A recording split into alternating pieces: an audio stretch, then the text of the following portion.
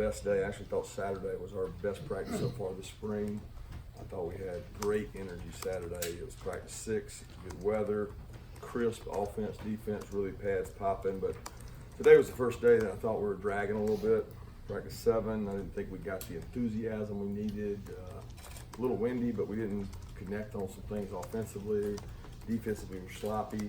A lot of the freshmen kind of hitting a wall, not able to process the information. We're also at the end of the install, so kind of the end of the install, we start all over again today and start reinstalling everything so they can pick it up. But I'll open it up for questions. I will comment on Brenton and Robert Beal. I was made aware kind of right when we were going to practice about their situation. You know, obviously extremely disappointed. I've obviously done a poor job with this group of connecting and making sure they listen and understand things. Obviously, we have policies and rules in place. These guys violated those policies and rules, and they'll serve the punishment that they deserve for it. And I hate the decisions they made, and they've got to learn as young men that you can't break the rules, you can't break the law. And obviously, our guys have not done a good job of that, and that all falls on me, and we're going to do a great job of moving forward and trying to get these guys in the right place and make good decisions. I will say this, we got 90% of our team that we have the least number of misses, least number of tardies that are doing things right, and I'm very disappointed in the 10% that have not. Coach, following up on that, as much as you and your staff take responsibility, what about the internal leadership, being player-led team? I've heard that from players before. I always say that, and that's really important. The sad thing is I really think that we've got great leadership on this team. I don't think a lot of our good leaders on this team can control some of these situations. And I think they're disappointed. I think they're frustrated. Spoke to several of the guys that are on the leadership group after practice today, and they're very frustrated and upset, as we are as coaches. But I can't sit here and say that we don't have good leadership on this team, because I'll be honest with you, at practice, the energy, the enthusiasm, a lot of the guys that are in that group have been better than in years past. So I'm excited about where the leadership is. I'm just extremely disappointed that we got guys that won't follow the rules and the law and make good decisions. And if they don't, they're not going to be here. So they're going to have to make good decisions. I was going to follow up with that. I mean, as a coach, what else can you do? I mean, what kind of question do you ask yourself on why cannot Kirby Smart do to keep this from happening again? Well, I think the biggest thing is you say, all right, what's your selection process? What's your criteria when you go to select players? You want to get guys of high character that make good decisions. You also want to get guys that lead and want to be part of this organization. And we tell guys all the time that this is a privilege. It is a privilege to be part of University of Georgia football. I saw Robert Edwards and Terrence Edwards out here today, and to see both those guys, they can speak ad nauseum about what a privilege it is to be part of something bigger than yourself. And I don't know that some of our guys realize that. And I'll be honest with you, sometimes you don't realize it until the privilege is lost. Sometimes it takes a catastrophic event to change your course. And when I'm talking about catastrophic event is losing your privilege of being here. And that's unfortunate, but we're going to follow our rules and policies on these guys and move forward. Is your job as a coach made more difficult in an era where the feelings about marijuana are a lot more relaxed than they were years ago? It doesn't change when it's against the law. I understand where you're coming from, but it doesn't change when it's against the law, it's against NCAA rules, and every player on this team knows that and understands that. Are you able to, I assume you don't, but I gotta ask, are you able to share any details of what happened here? Because we don't have any arrest report or anything. Don't know much. I just know that they were both charged with misdemeanor possession of marijuana. That's about all I know right now. Kirby, you've been talking about increasing the havoc. Yeah. And I assume that's all 3 phases. How do you measure that on special teams? Well, it's not, the assumption about all 3 phases is probably not correct. We've made it about defense for havoc. You know, offense has their goals, and there's a lot of goals there, and we got to get some guys that can catch the ball consistently, make plays down. I mean, the biggest part we haven't seen of this team is experience at receivers. So let me go back to the havoc. Havoc for us is the percentage of plays that you cause a ball disruption, a turnover, a tackle for a loss, a PBU. So what we've done is every day in the defensive meeting room, we ask a different guy to stand up and give the definition of havoc. So everybody in that room, from the highest ACT, SAT to the lowest, he's got to stand up and give us what havoc rate is. And if they understand what it is, they know we're trying to cause it. And then we feel like we should have 20% of the plays. 2 of every 10 should have a ball disruption, a turnover, a PBU, a tackle for a loss. So we're charting that. And I don't know, maybe our charters are just liars, but our offense makes it look like we're not causing havoc, and our defense looks like they are causing havoc. So we probably got to get a statistician in here to balance it out. But I do think we created more negative plays, and we've been really aggressive this spring at trying to do that. Coach Lanning, Coach Schumann have made that a point of emphasis. So that's what havoc is for us. You mentioned being aggressive. Just to change topics a little bit, the scheduling. It came out today that you're playing Florida State.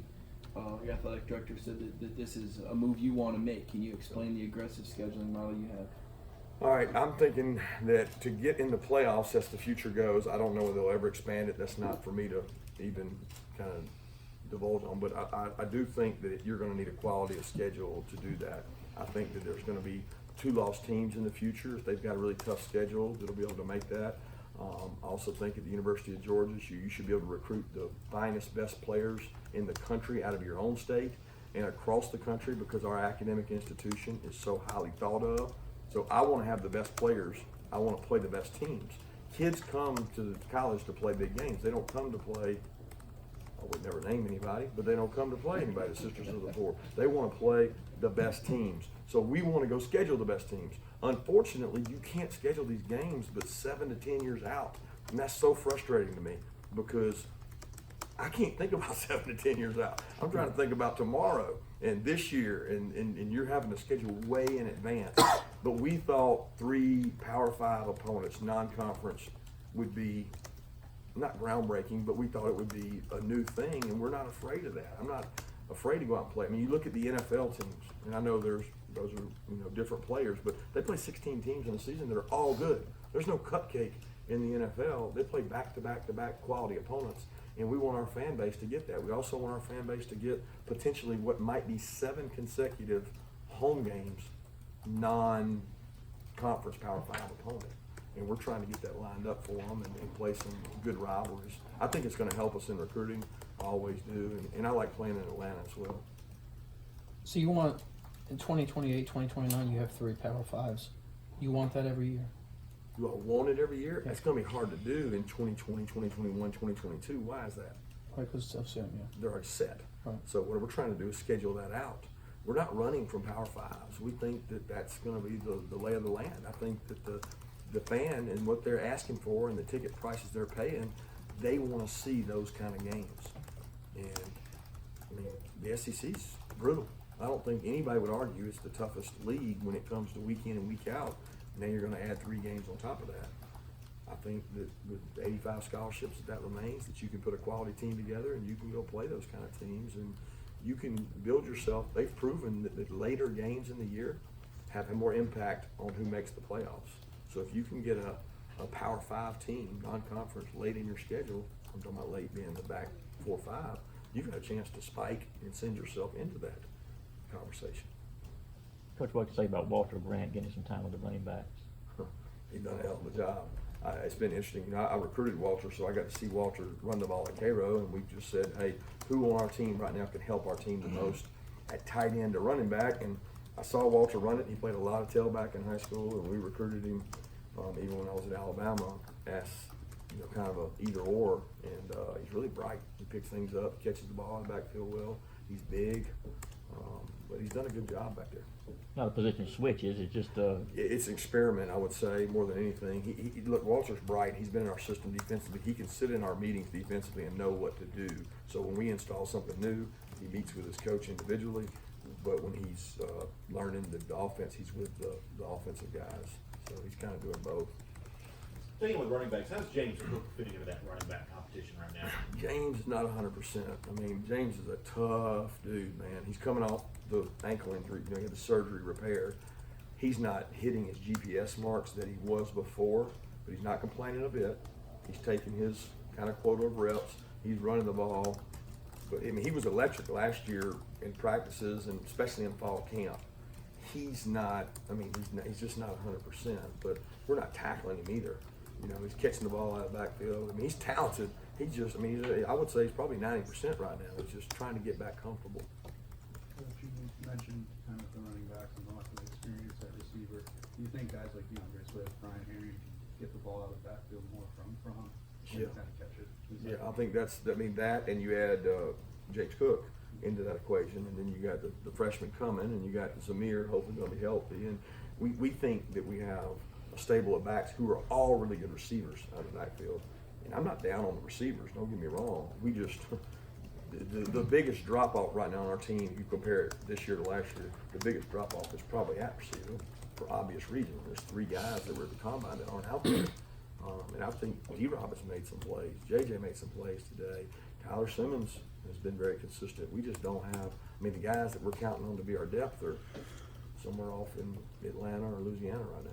What have you seen out of Demetrius Robertson so far this spring? How has he sort of grown since he got here last summer? He's more comfortable in the system. I think he knows the routes better. He knows how to beat a guy now. He's not just thinking about what to do. He's caught some deep balls. He's played better.